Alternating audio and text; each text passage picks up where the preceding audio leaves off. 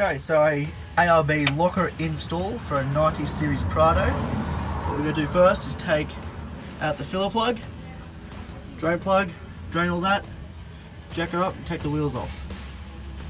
So both wheels are off. Good. Take all this off and take the axle out. The brakes and rotor are off. 4 bolts back there. Take them off. Disconnect the brake line and the whole axle shaft should slide out. So those 4 nuts are now off. Just got to disconnect the brake line, clamp it, and then the whole shaft will pull out. It's been disconnected, so that is pretty free besides this brake line, which will be undone from there.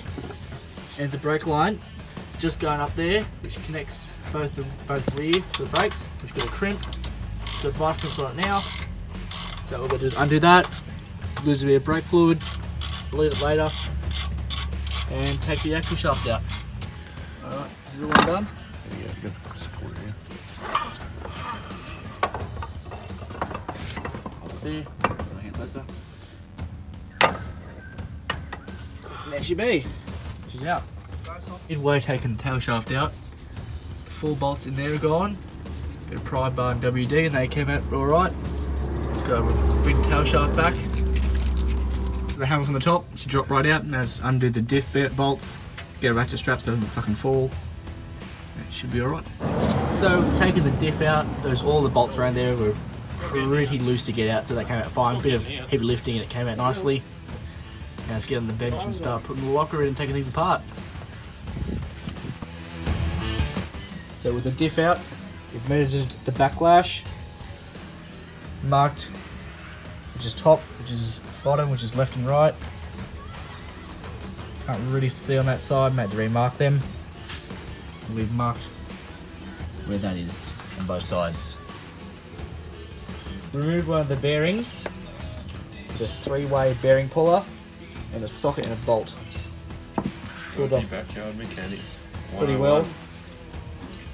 Just go do the other side, then remove the ring gear.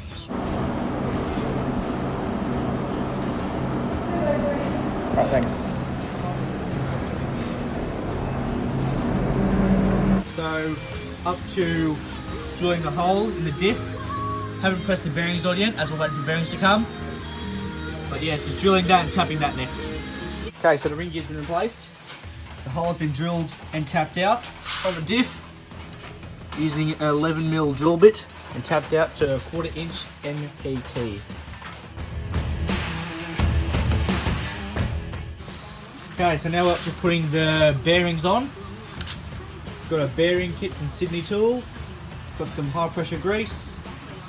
Did a practice run with the old bearings. Got the new bearings there. Time to chuck them on. Pressing bearings.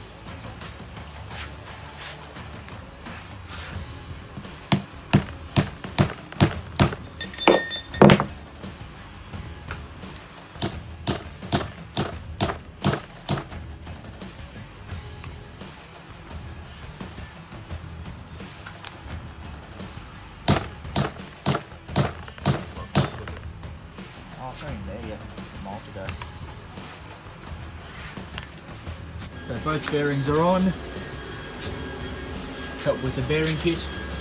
Just trying to put it into the diff. See if we need to shave the pinion down. If not, bolt it off, reset the backlash, and it's good to go. Alright, so this is back in the housing. The carrier bearings and everything is all done up. It's been put to the right backlash, and it's ready to go back in the car. Right, so the bearing caps are all torqued down and the air line has started putting in. It's got the retaining clip just on that side. Okay, the locker's all tested. Plug the compressor in while it's on the side.